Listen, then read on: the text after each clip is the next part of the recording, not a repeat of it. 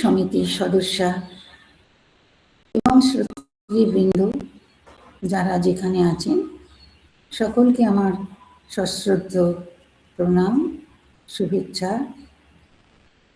প্রীতি জানাচ্ছি। ভারী সুন্দর গান, স্তোত্র এইসব দিয়ে আমাদের আলোচনা সভাটির সূচনা হয়েছে সুন্দরভাবে। শ্রী শ্রী রামকৃষ্ণ কথামৃত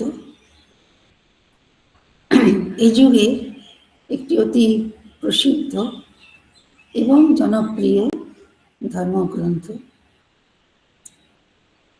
বঙ্গ ভাষাভাষী সমাজেই কেবল নয়, যাদের মাতৃভাষা অন্য দেশের অন্য কিছু, তারাও ঠাকুরকে ভালোবাসেন বলে তাঁর মুখের কথা, তাঁর জীবদ্দশার বিভিন্ন পরিবেশে তার যে আত্মপ্রকাশ, ভক্তদের সঙ্গে তার যে সদালাপ, তারই তো নথি, রেকর্ড এই বইটি। ঠাকুরকে সাক্ষাতে পাওয়ার জন্য, তার বাণী আস্বাদন করবার জন্য যারা অবাঙালি তারাও চেষ্টা করে বাংলা ভাষা শিখে এই গ্রন্থ পাঠ করে থাকেন। তবে ধন্য বাংলা, ধন্য বাঙালি, তারা অতি সহজে মাতৃভাষার মাধ্যমে এই যুগের অবতার, সর্বযুগের অবতারদের যিনি শ্রেষ্ঠ, তাঁর ভাবমূর্তি এবং মধুর শাশ্বত উপদেশগুলি পাঠ করতে পারছেন।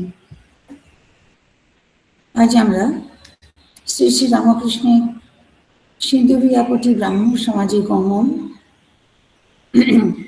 ও শ্রীযুক্ত বিজয়কৃষ্ণ গোস্বামী প্রভৃতির সহিত কথোপকথন এই অংশ থেকে পাঠ করছি।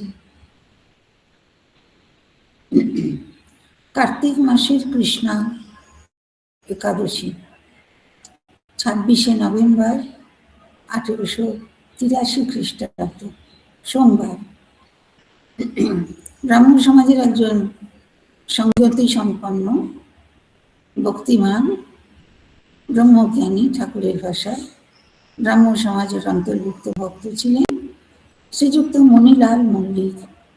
তাঁর বাড়ি সিন্দুরিয়াপটি, চিতপুর রোডের পরে তাঁর বাড়ি, সেখানে অধিবেশন আয়োজিত হয়েছে। পূর্ব ধারে হ্যারিসন রোডের চৌমাথা, যেখানে বেদানা, পেস্তা, আপেল এবং অন্যান্য মেওয়ার দোকান, সেখান হইতে কয়েকখানি দোকান বাড়ির উত্তরে মণি মল্লিকের বাড়ি, যেখানে আজকে মহোৎসব। সমাজের অধিবেশন রাজপথের পার্শ্ববর্তী দোতলার হল ঘরে হয়। আজ সমাজের সাংবাদশরী, তাই মণিলাল মহোৎসব করিয়াছেন। আমরা জেনেছি ব্রাহ্ম সমাজের ভক্তরা একবার শরৎকালে, একবার অন্য সময় 6 মাস অন্তর বলতে গেলে উৎসব করতেন। উপাসনা গৃহ আজ আনন্দপূর্ণ, বাহিরে ও ভিতরে হরিৎ বৃক্ষ পল্লবে নানা পুষ্প ও পুষ্পমালায় সুশোভিত। মাস্টারমশাই অতি সুন্দর বর্ণনা দিতেন তাঁর দেখা দৃশ্যগুলির, নিখুঁত বর্ণনা, শুধু পরিবেশের নয়, সাজসজ্জা, ভক্ত সমাজ, ক্রিয়াকলাপ যা হচ্ছে সবেরই তিনি কিছু না কিছু যেন পেন পিকচার, ছবির মতন লিখতেন। অনেকে হয়তো মনে করতে পারেন কথামৃতে কখনো কখনো মাস্টারমশাইয়ের যে পরিবেশ বর্ণনা বা সেই স্থানের বিভিন্ন বিষয়ের উল্লেখ, ওটা আমাদের কাজে লাগবে না, ওটা প্রয়োজন নেই, ওটা বাহুল্য, মাস্টারমশাইয়ের কবিত্ব। আমরা কেবল ঠাকুরের সঙ্গে ভক্তদের বা সাধকদের যে কথোপকথন সেই অংশে পড়লেই লাভবান হবে। এটা মনে হয় না এই ধারণাটা যথার্থ। কেননা মাস্টারমশাই সামান্য মানুষ নন। ঠাকুরই বলছেন যে তিনি ভাগবত রচনার জন্য এই যুগে এসেছেন ঈশ্বর ইচ্ছায়। তো সেখানে যে বর্ণনা থাকবে সেগুলিও অবতার মহাপুরুষের যে উপস্থিতি, তাকে আমন্ত্রণ করে ভক্তদের যে আনন্দ উৎসব, তার অনেক অর্থ আছে, ভাব ও সৌন্দর্য আছে। মাস্টারমশাই লিখছেন যে সবুজ পাতায় নানা রকম ফুলের মালায় উৎসব বাড়ি সাজানো হয়েছে। আমাদের আনন্দ হয়, আমাদের সামাজিক ক্রিয়াকলাপে বিবাহাদি উৎসবে বাড়িতে পুষ্পসজ্জা করা হয়, কেউ কেউ করেন, কেউ কেউ করেন না, অন্য কোনো বিষয় অর্থ দিয়ে উৎসব আনন্দময় করতে চেষ্টা করেন। আর আজকের দিনের উৎসবে খুব দুঃখের কথা, বর্ণবাহুল্য আছে, কোমলতা আর সৌরভ নেই। সত্যিকারের ফুল তো দেওয়া হয় না। অনেক জায়গায় বাড়ি সাজানো হয়, মন্দির সাজানো হয়, ক্রিয়াকলাপের ক্ষেত্র সুন্দর করবার জন্য কাগজের বা অন্য কোনো কৃত্রিম ফুল পাতার আয়োজন থাকে। অনেক সময় সেগুলি সত্যের মতন ভ্রম সৃষ্টি করে, কিন্তু সত্য তো নয়। তখনকার দিনে তো এসব কৃত্রিম জিনিস ছিল না, তাই মণি মল্লিকের বাড়িতে ফুলমালা দিয়ে দ্বার ঘর বারান্দা সাজানো হয়েছে। গৃহ মধ্যে ভক্তগণ আসন গ্রহণ করিয়া প্রতীক্ষা করিতেছেন কখন উপাসনা হইবে। গৃহ মধ্যে সকলের স্থান হয় নাই, অনেকেই পশ্চিম দিকে ছাদে বিচরণ করিতেছেন বা যথাস্থানে স্থাপিত সুন্দর বিচিত্র কাষ্ঠাসনে উপবিষ্ট হইয়াছেন। অনেক ক্ষেত্রে আমরা কথামৃতে পাই ঠাকুর আসবেন বলে এমন ভক্ত সমাগম হয়েছে যে গৃহকর্তার ব্যবস্থা যথেষ্ট নয় তাদের স্থান দিতে বসাতে ব্যবস্থা করতে। কিন্তু তা নিয়ে কোনো ক্ষোভ বা অশান্তির বর্ণনা নেই। অনেকেই ঘরের মধ্যে জায়গা পাননি বলে ছাতে বেড়াচ্ছেন, বা সেখানে কোথাও রাখা আছে কোনো কোনো চেয়ার বেঞ্চ, সেখানে উপবিষ্ট। মাঝে মাঝে গৃহস্বামী ও তাহার আত্মীয়গণ আসিয়া মিষ্ট সম্ভাষণে অভ্যাগত ভক্তবৃন্দকে আপ্যায়িত করিতেছেন। জায়গা হোক আর না হোক, কেউ যদি হেসে দুটি কথা বলে, আসন বসুন বলে, তাহলে অভ্যাগতদের বড় ভালো লাগে। সেটাও মাস্টারমশাই উল্লেখ করেছেন। কেমন? আমরা ঠিক জানি না, আমরা তো সমাজের ভাব থেকে অনেকদিন সরে এসেছি, আশ্রমবাসী, কিন্তু শুনতে পাই যে অনেক সময় উৎসব বাড়িতে আবাহন বিসর্জন তেমন একটা নেই, বলা হয়েছে এসেছো বেশ করেছো, না থাকবে না থাকো। আসলে মানুষের আন্তরিকতা, ভালোবাসবার শক্তি বা আত্মীয় বন্ধুদের স্বীকৃতি সম্মানের সঙ্গে, আদরের সঙ্গে, এটা যে কত বড় জিনিস সমাজ সংসার তা যেন মনে করুক। সন্ধ্যার পূর্ব হইতেই ব্রাহ্ম ভক্তগণ আসিতে আরম্ভ করিয়াছেন। তাহারা আজ একটি বিশেষ উৎসাহান্বিত। আজ শ্রীরামকৃষ্ণ পরমহংসদেবের শুভাগমন হইবে। ব্রাহ্ম সমাজের নেতৃগণ কেশব, বিজয়, শিবনাথ প্রভৃতি ভক্তগণকে পরমহংসদেব বড় ভালোবাসেন, তাই তিনি ব্রাহ্ম ভক্তদের এত প্রিয়। আমরা নিশ্চয়ই ভুলব না, সাকারবাদী হিন্দু সমাজ আর নিরাকারবাদী ব্রাহ্ম সমাজের মধ্যে একটা মেরুগত তফাৎ আছে। কিন্তু ব্রাহ্ম সমাজের কোনো কোনো ভক্ত তারা ঠাকুরকে ভালোবাসেন, ঠাকুরও তাদের ভালোবাসেন খুব। এবারে ভালোবাসা তো সংক্রামিত হতে থাকে, কেউ প্রত্যক্ষত ঠাকুরকে চেনেন, দেখেছেন, তার কাছে গিয়ে তার স্নেহ লাভ করেছেন, সে একদল। বাকি সবাই লোকপরম্পরায় তার মহিমার কথা শুনে তাকে দেখতে এসেছেন। আশা করবো এরা সবাই ব্রাহ্ম, তাহলে এরা সবাই অবতার মানেন না, সাকার ঈশ্বর মানেন না, প্রতিমা পূজা মানেন না। তবু যে এসেছেন কেন? এই সবের ঊর্ধ্বে হচ্ছে তার সেই অপার মহিমাপূর্ণ চরিত্র ঠাকুরের। সেটাও কি মাস্টারমশাই বারবার বলেন, এখানেও বলবেন। কেন লোকে তাকে দেখতে আসতো? সেখানে দল মত সম্প্রদায়ের চিন্তা নেই, উৎসাহে সবাই এসেছেন। কেননা ব্রাহ্ম সমাজে যারা নামকরা নেতা, কেশবচন্দ্র সেন, বিজয় কৃষ্ণ গোস্বামী, শিবনাথ শাস্ত্রী, এইসব বড় বড় পণ্ডিত, বিদ্বান, ক্রিয়াশীল নায়কদের, ব্রাহ্ম নায়কদের, নেতাদের ঠাকুর খুব ভালোবাসেন। তাই ব্রাহ্ম সমাজের আর সবাই তার তিনি প্রিয়। ঠাকুরকে না তিনি হরিপ্রেমে মাতোয়ারা। তার পরিচয় কি? তিনি ঈশ্বর বই আর কিছু জানেন না। তার প্রেম, তার জ্বলন্ত বিশ্বাস, তার বালকের ন্যায় ঈশ্বরের সঙ্গে কথোপকথন, ভগবানের জন্য ব্যাকুল হইয়া ক্রন্দন, তাহার মাতৃজ্ঞানে স্ত্রী জাতির পূজা, তার বিষয় কথা বর্জন ও তৈল ধারাতুল্য নিরবচ্ছিন্ন ঈশ্বর কথা প্রসঙ্গ, তাহার সর্বধর্ম সমন্বয় ও অপর ধর্মে বিদ্বেষ, ভাবলে সুশূন্যতা, তার ঈশ্বর ভক্তের জন্য রোদন, এই সকল ব্যাপারে ব্রাহ্ম ভক্তদের চিত্তাকর্ষণ করিয়াছে।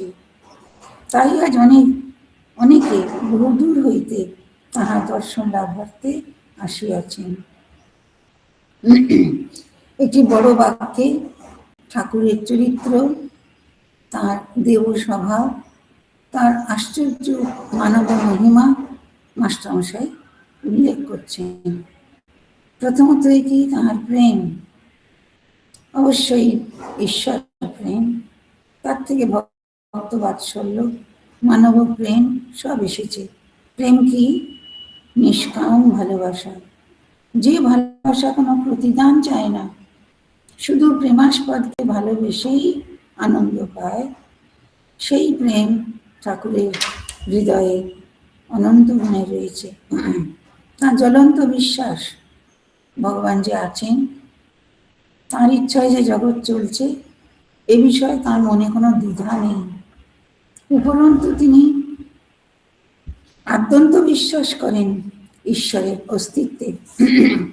তার বালকের ন্যায় ঈশ্বরের সঙ্গে কথোপকথন, ঠাকুরের মনে কোনো চিন্তা, কোনো উদ্বেগ, কোনো কিছু জানবার ইচ্ছা, কোনো প্রশ্ন হলেই তিনি বলতেন মাকে ডেকে, মা এটা কি, এই কি সত্য, এ কি ঠিক বলছে, ওই যা দেখলাম তাই কি? তার সমস্ত কিছু কথোপকথন বালকের মতন আপন বোধে অকপটে ঈশ্বরের সঙ্গে।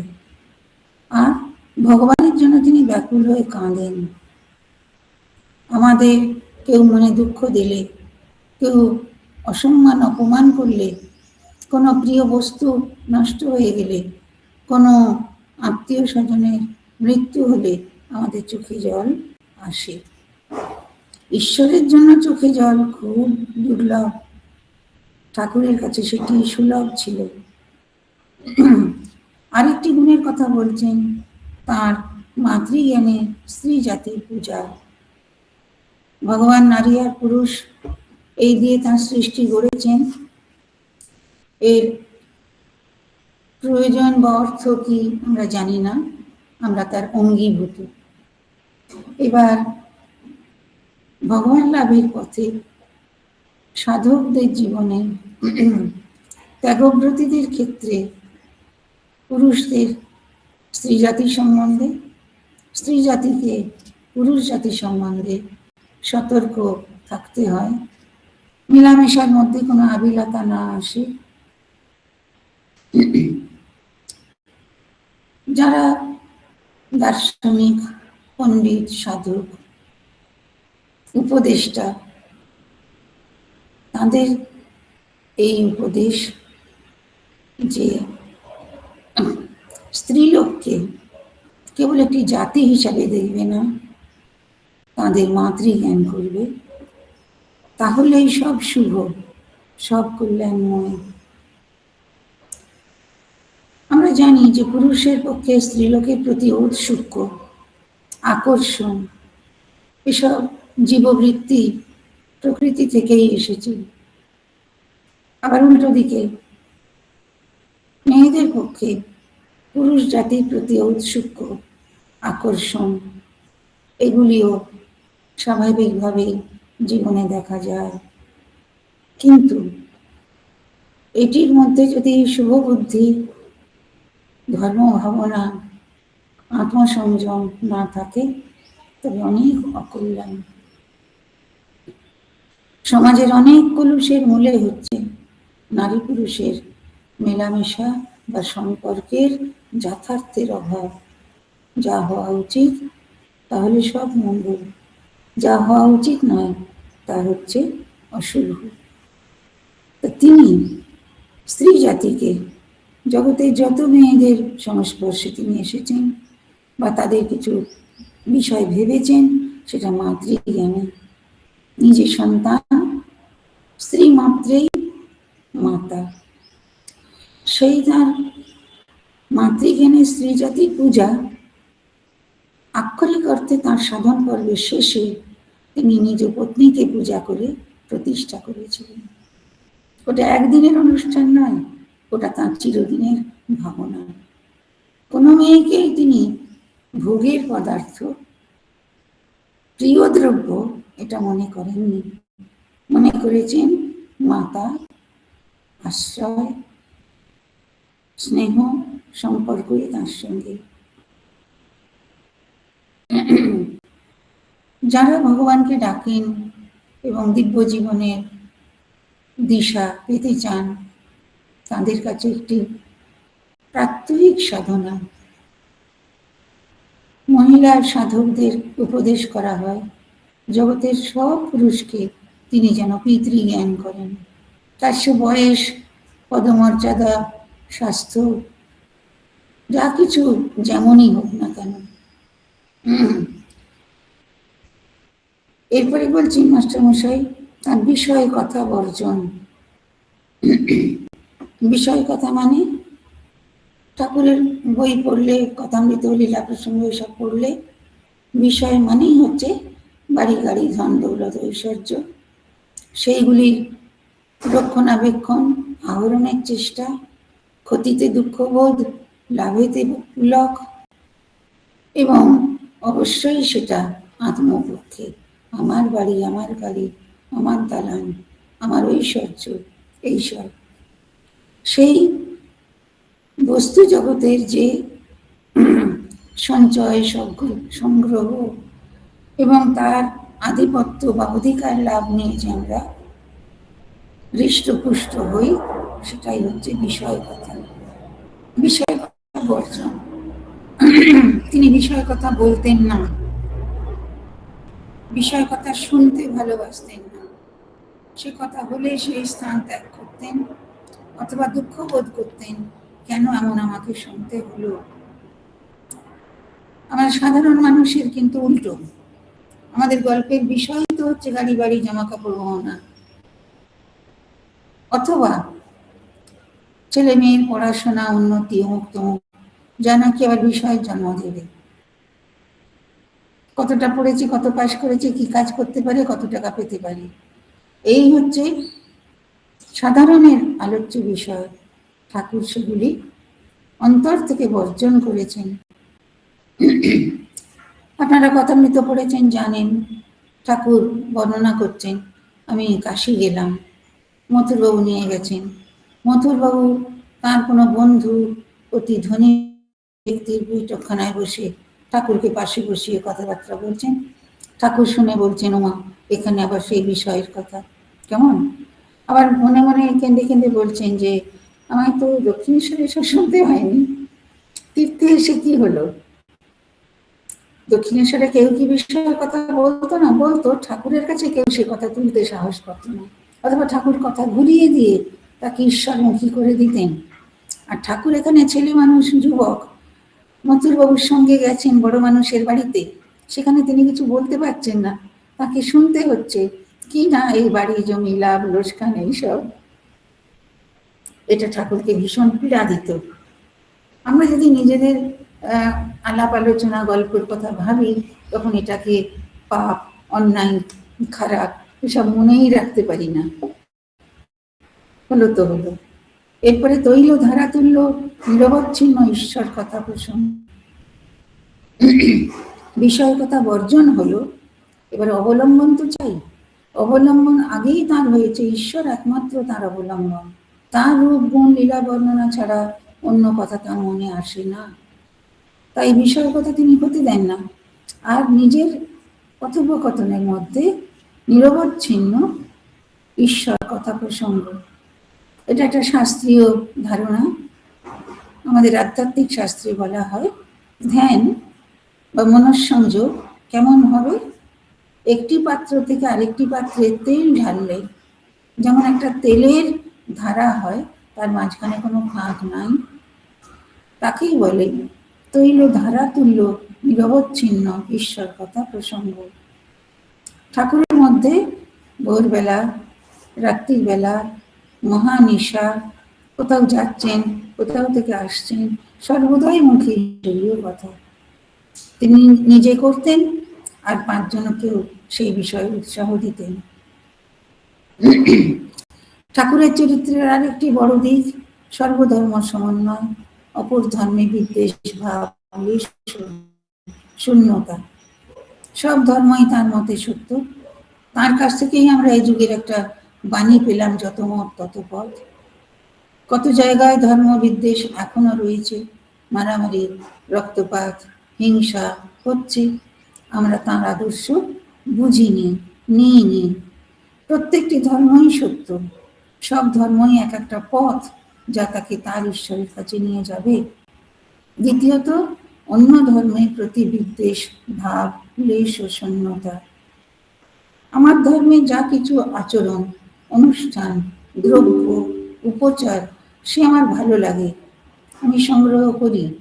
হ্যাঁ, কিন্তু যদি আমরা নির্বোধ হই, অনুদার হই, ছোট মনের মানুষ হই, তাহলে আমার ধর্ম ছাড়া অন্য ধর্মের মানুষের কৃত্য, উপকরণ, তাদের প্রিয় রং, তাদের দেবালয়, তাদের মন্ত্র সঙ্গীত আমার কাছে অপ্রিয়, বিরক্তিকর, বিচ্ছিরি, এসব মনে হবে।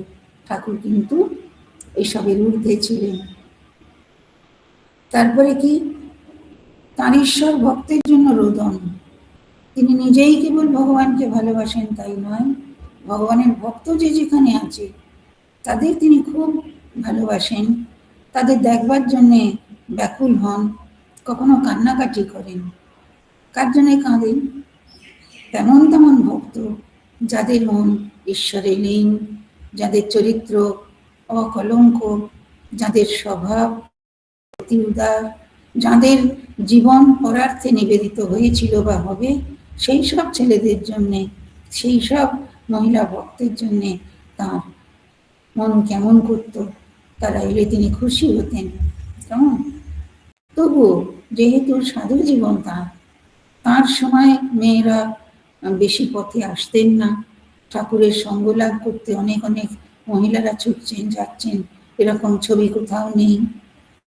সে সমাজ তার ছিল না, আর ঠাকুরও পছন্দ করতেন না।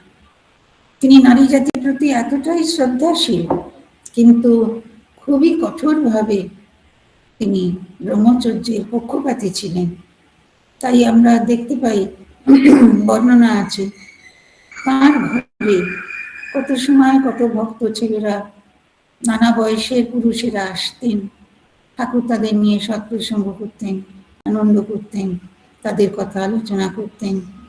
সেই ঘরেতে মেয়েরা খুব কমই প্রবেশ করতেন, যদি বা কেউ আসতেন দাঁড়িয়ে কথা বলে চলে যেতেন।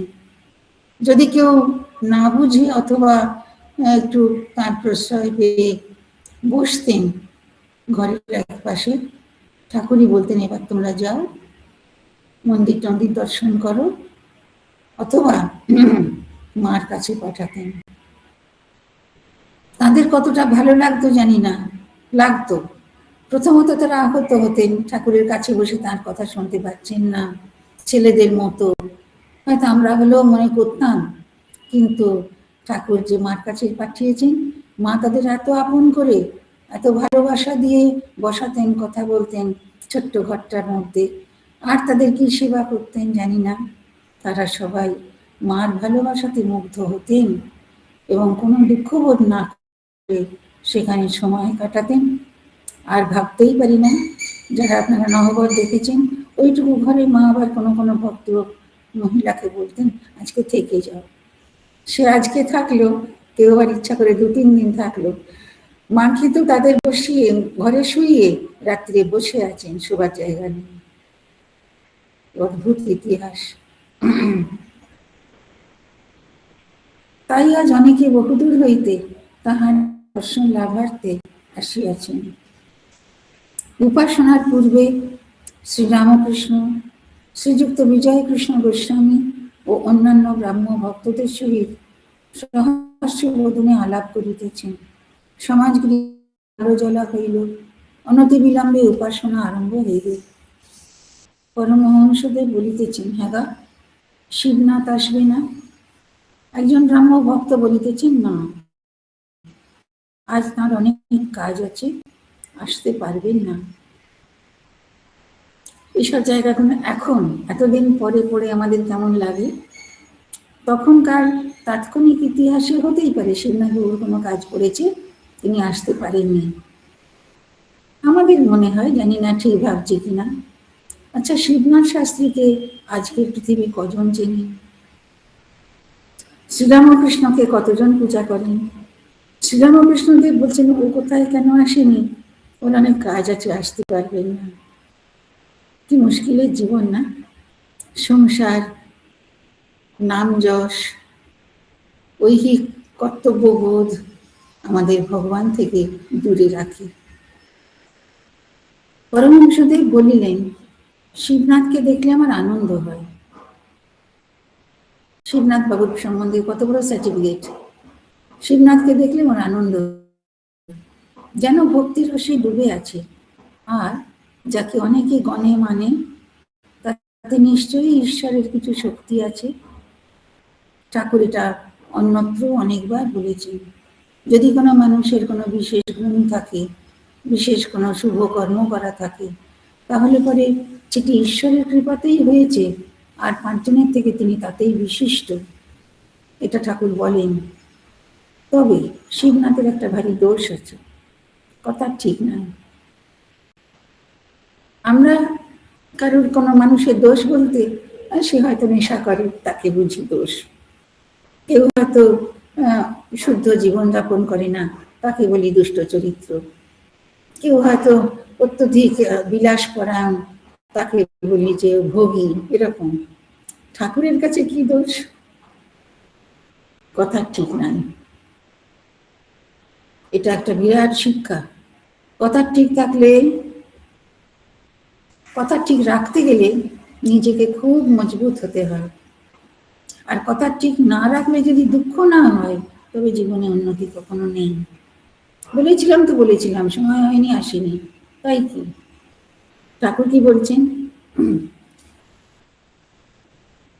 কথা ঠিক নেই। আমাকে বলেছিল যে একবার ওখানে যাবে, মানে দক্ষিণেশ্বরের কালীতে, কিন্তু যায় নাই, আর কোনো খবরও পাঠায় নাই। এটা ভালো না। কথা দিলে কথা রাখতে হয়। যদি কোনো কারণে, অনিবার্য কারণে আমরা না রাখতে পারি, তাহলে সেখানে একবার খবর দিয়ে জানাতে হয়, এই ব্যাপার। এবং কিছু মনে করো না, ঠাকুর আমাদের আচরণ বিধি শেখাচ্ছেন, এটা সারা পৃথিবীতেই মান্য করা হয়। এইরকম আছে যে সত্য কথাই কলির তপস্যা। ঠাকুর সত্যের প্রসঙ্গে আসছেন। কথা ঠিক মানে তো সত্যের কথা। সত্যকে আঁট করে ধরে থাকলে ভগবান লাভ হয়। যদি কেউ ঈশ্বরকে চায়, তাকে পেতে আশা করে, তবে আগেই তাকে সত্যনিষ্ঠ হতে হবে। কিন্তু আমরা জানি জগতে সত্যবান, সত্যপরায়ণ, সত্যনিষ্ঠ সর্বক্ষেত্রে কর্মা আছেন। কেউ সত্যের আরাধনা করে না এমনটা বলি না, কিন্তু তাদের সংখ্যা কম। এবং আমরা অনেক সময় মনে করি এইটুকু ব্যাপার, এটাতে কোনো গুরুত্ব নেই, ওটা না মানলে, না জানালে, না করলে কোনো ক্ষতি নেই। ঠাকুর তা মনে করেন না। সত্যকে আঁট করে ধরে থাকলে ভগবানকে পাওয়া যায়, সত্যি আঁট না থাকলে ক্রমে ক্রমে সব নষ্ট হয়।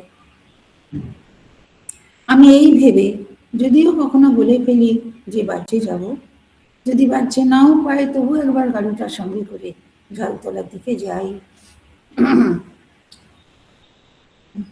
ঠাকুরের জীবনে বা তাঁর কথায় কখনো কখনো, আর বিশেষ করে যেখানে বলছেন ব্রাহ্মণ সমাজ, সেখানে খুব সভ্যতার চর্চা এবং মার্জিত ভাষণ সেখানকার একটা বড় গুণ। ঠাকুর এখানে একটা লৌকিক কথা বলছেন যে যদি তার দরকার না হয় তবু বলেছেন ওদিকে যাবেন, তাহলে সেখানে একবার গাড়িটা নিয়ে যান। কি ভয় পাছে সত্যের আঁট যায়। আচ্ছা, তিনি কাকে বলেছেন, কার কাছে অঙ্গীকার করেছেন যে ওদিকে যাবেন?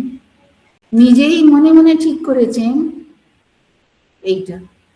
তাই এই কথাগুলো আপাত কিছু অশালীন বা প্রসঙ্গটা অত্যন্ত সামান্য মনে হতে পারে,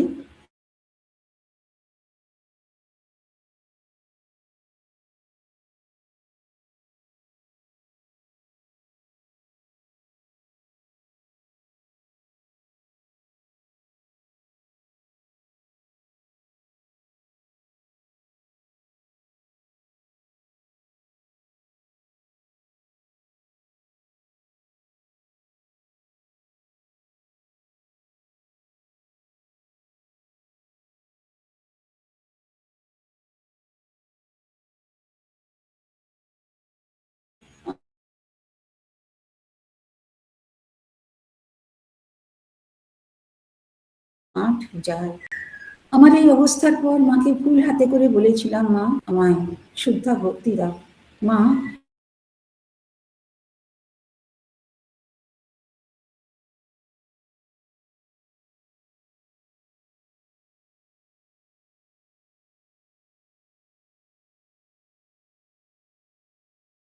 মা কালী শুদ্ধা অহৈতুকী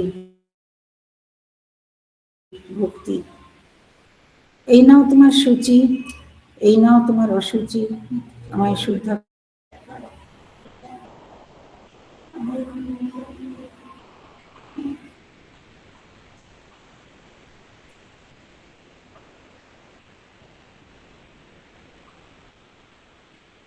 শোনা যাচ্ছে? শোনা যাচ্ছে? না না, হ্যাঁ মা, এখন এখন আসছে, এখন আসছে, এখন আসছে মা।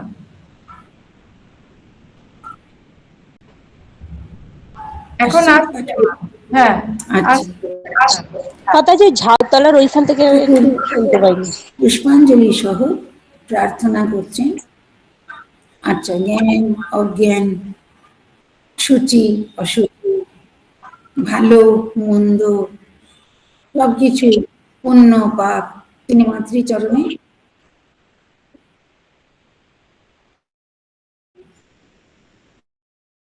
ও, সেই কথাগুলো তো অসুবিধের, বলবো আবার?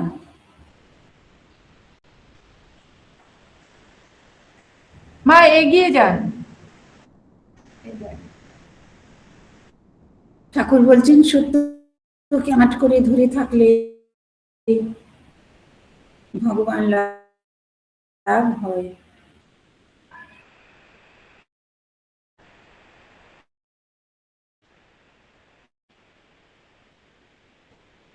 বলবো?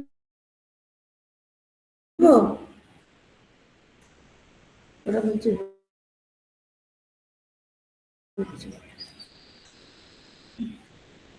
ঠিক আছে।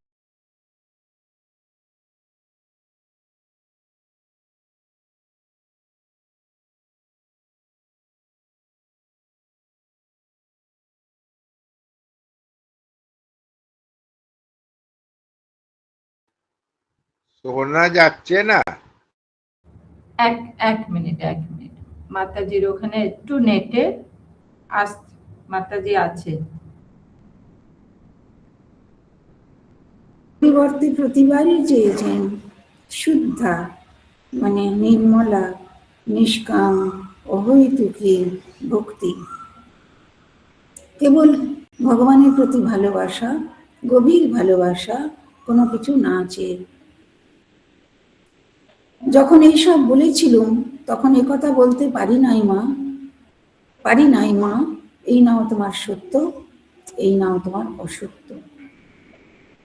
যা কিছু তাঁর জীবনের মূল্যবান দ্রব্য বা ভালো মন্দ মেশানো যে আমাদের জীবন, তার সব কিছু তিনি মাতৃচরণে সমর্পণ করেছেন। কিন্তু এই সাধক শ্রেষ্ঠ, এই অবতার বরিষ্ঠ, এই আমাদের অনাথ স্মরণ ভগবান বললেন, আমি বলতে পারলাম না এই নাও তোমার সত্য, এই নাও তোমার অসত্য। সব মাকে দিতে পারলাম, সত্য মাকে দিতে পারলেন না। কেন? সত্যই যে ঈশ্বর, তিনি তো ঈশ্বরময়। ব্রাহ্ম সমাজের পদ্ধতি অনুসারে উপাসনা আরম্ভ হলো। বেদির উপর আচার্য, সম্মুখে সেজ মানে আলো। উদ্বোধনের পর আচার্য পরব্রহ্মের উদ্দেশ্যে বেদোক্ত মহামন্ত্র উচ্চারণ করিতে লাগিলেন। ব্রাহ্ম ভক্তগণ সমস্বরে সেই পুরাতন আর্য ঋষি শ্রীমুখ নিঃসৃত তাহাদের সেই পবিত্র রসনার দ্বারা উচ্চারিত নাম গান করিতে লাগিলেন। আমরা তো ব্রাহ্ম সমাজের উপাসনা আমি অন্তত দেখিনি, জানি না। এই পেন পিকচার এই চিত্রধর্মী রচনা থেকে বুঝছি যে বেদি রচনা হয় উঁচু জায়গা যাতে সবাই দেখতে পান। আর সেই যুগে ইলেকট্রিসিটি ছিল না, মাইক্রোফোন ছিল না, এসব সমাবেশে একটু উঁচু জায়গায় বসে কথা বললে সেটা ছড়াতো। আর কি তারা উচ্চারণ করছেন? বেদের মন্ত্র, মহামন্ত্র। আমরা জানি নিশ্চয়ই যে সংস্কৃতে লেখা দেবদেবীর উদ্দেশ্যে বা শিক্ষার উদ্দেশ্যে দর্শন তত্ত্বকথা যা লেখা হয় তা আগেকার দিনে যেমন ছিল তা হলো শ্লোক। আর শ্লোকের থেকেও উঁচু মান দেওয়া হচ্ছে বেদের মন্ত্রগুলিকে, বলা হয় মন্ত্র, বেদের যে পংক্তিগুলি। তাই বলছেন মাস্টার মশাই, ব্রাহ্মগণ সমস্বরে বেদি থেকে আচার্য যা বলছেন সেটি আবার পুনরাবৃত্তি করছেন অন্য সব ভক্তেরা। আর্য ঋষির মুখ নিঃসৃত তাঁদের সেই পবিত্র রসনার দ্বারা উচ্চারিত নাম গান করিতে লাগিলেন। তার মন্ত্র একটি দুটি তুলে দিয়েছেন। তারা বলতে লাগলেন, সত্যম জ্ঞানম অনন্তম ব্রহ্ম আনন্দ রূপম অমৃতম যদ বিভাতি শান্তম শিবমদ্বৈতম শুদ্ধম অপাপবিদ্ধম। প্রণব সংযুক্ত এই ধ্বনি ভক্তদের হৃদয়াকাশে প্রতিধ্বনিত হইল। আমরা জানি সংস্কৃতের মন্ত্র মাত্রেই ওম সংযুক্ত থাকে। প্রণব, প্রণব কথার অর্থ হচ্ছে ওঙ্কার। পরব্রহ্মের একাক্ষর শব্দ হচ্ছে ওম। তাই এই সত্যম জ্ঞানম অনন্তম ব্রহ্ম ইত্যাদি এর সঙ্গে ওঙ্কার সংযুক্ত এই ধ্বনি ভক্তদের হৃদয় আকাশে প্রতিধ্বনিত হলো। শব্দ মাত্রেই প্রাণময়, এটা তো আপনারা বিশ্বাস করেন? শব্দের বিরাট শক্তি। আমরা তো নিজেদের জীবনে অনেক সময় দেখেছি একটা কোনো অনুচিত বা অশুভ কিংবা অনুদার শব্দ যদি বলে ফেললাম কোনো প্রসঙ্গে, আমার মনে কষ্ট হবে পরে, যে শুনল তার অনেক হবে। আর শব্দের কত বড় শক্তি যে মা ঠাকুরনের কাছে একটি সদ্য শোকপ্রাপ্ত দরিদ্রা রমণী এসেছে। মা ঠাকুরন বলছেন, তোমাকে অনেকদিন দেখিনি যে বউ। সে জিনিস দেওয়া নেওয়া করা, মোট বাবার কাজ করে, গরিবেরও গরিব। সে বোধহয় তখন দাওয়ায় বসে বলে ফেলল, মা, আমার জোয়ান ছেলেটি মারা গেছে। সে বলে কতটা কেঁদেছে জানি না, এ বিষয়ে বর্ণনা আছে, আপনারা সবাই জানেন। মা তার পাশে বসে ডাক ছেড়ে কাঁদছেন, মানে তোমার এত কষ্ট। খানিক পরে ওই মহিলাই শান্ত হয়ে সংযত হয়ে গেল, মাকে সেই সান্ত্বনা দিচ্ছে, মা তুমি কষ্ট করো না। শব্দের দ্বারা এতটা সহানুভূতি সঞ্চার হতে পারে, আর শব্দের দ্বারা মানুষকে এতটাই বিদ্ধ করা যায়, সামান্য একটা কথা, এতটাই তার শক্তি। তাই বেদ মন্ত্র, গুরুদত্ত মহামন্ত্র বা গীতা, চণ্ডী, ভাগবত প্রভৃতি যে সমস্ত পংক্তি, সেগুলি পাঠের অনেক প্রভাব আছে। শ্রদ্ধা সহ, ভক্তি সহ, ধৈর্য সহ ওগুলি উচ্চারণ করলে মনের কলুষ চলে যায়, মন বিমল আনন্দে পূর্ণ হয়, শক্তি লাভ করে। তাই মাস্টারমশাই বলছেন, ভক্তদের হৃদয়াকাশে ওঙ্কারযুক্ত সেই সত্যম জ্ঞানম অনন্তম ব্রহ্ম আনন্দরূপম অমৃতম যদ বিভাতি শান্তম শিবমদ্বৈতম ইত্যাদি ধ্বনিত হতে লাগলো। আমরা যদি বিশ্বাস করি, প্রতিদিনের প্রার্থনা, জপ ধ্যানের সঙ্গে এগুলি রোজ উচ্চারণ করা ভালো। সবই তো ব্রহ্মের স্বরূপ বলছেন। অনেকের অন্তরে বাসনা নির্বাপিত প্রায় হইল। মাস্টারমশাই খুব সাবধানী লেখক। এই যে ধর্মসভা, এই যে মন্ত্রাদি উচ্চারণ করা হলো, শোনা গেল, এতে সমবেত ভক্তদের অনেকেই মনটা বাসনা শূন্য হলো। পুরোটা না, অনেকটা। বাসনা খুব দুষ্টু, সে একবার শূন্য হয় আবার গজায়। চিত্ত অনেকটা স্থির ও ধ্যানপ্রবণ হইতে লাগিল। সকলেরই চক্ষু মুদ্রিত, ক্ষণকালের জন্য বিদগ্ধ সগুণ ব্রহ্মের চিন্তা করিতে লাগিলেন। পরমহংসদেব ভাবে নিমগ্ন।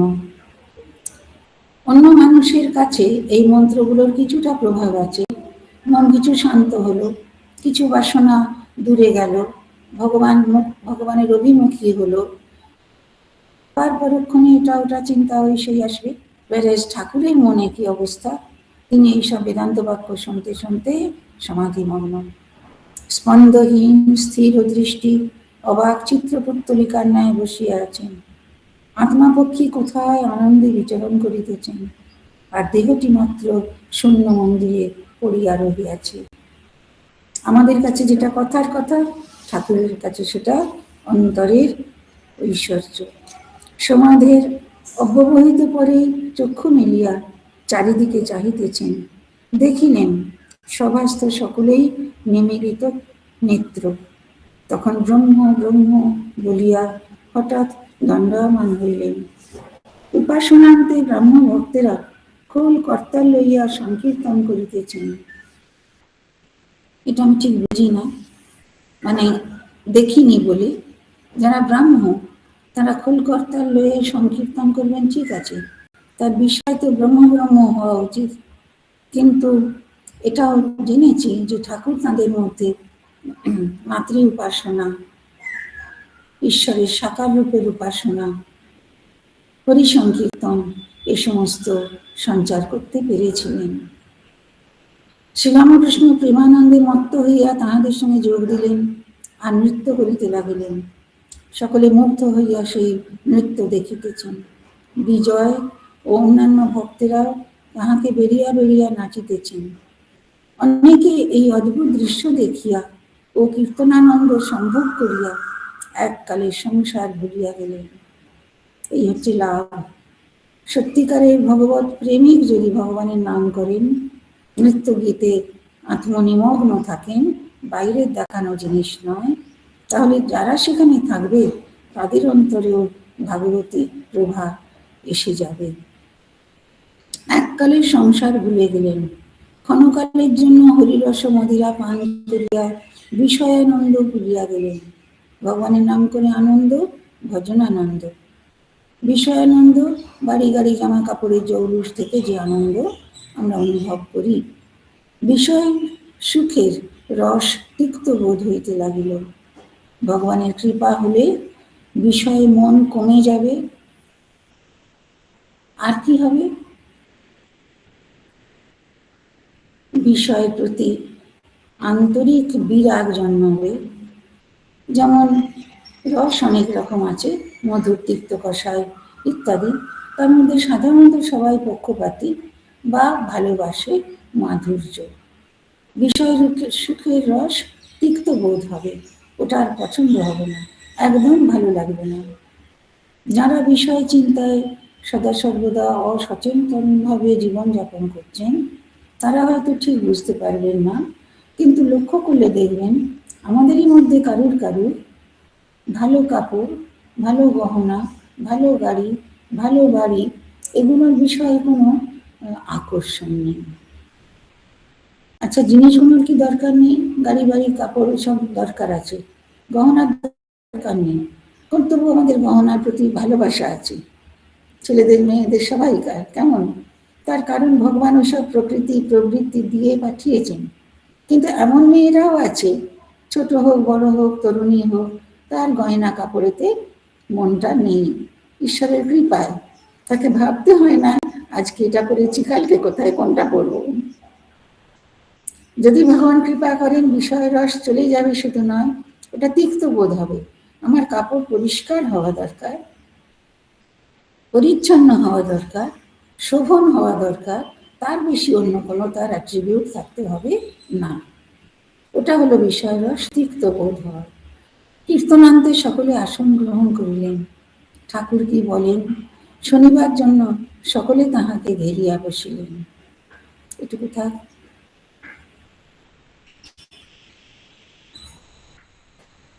তবুথামৃতম তপ্ত জীবনম কবিভিদীড়িতম কলমশাপহম শ্রবণমঙ্গলম শ্রীমদাততম ভুবি গৃণন্তি যে বুঝিতা জনান। মা বোনেদের সকলকে, ভক্তদের সকলকে আমার অন্তরের শ্রদ্ধা প্রণাম শুভেচ্ছা জানাচ্ছি।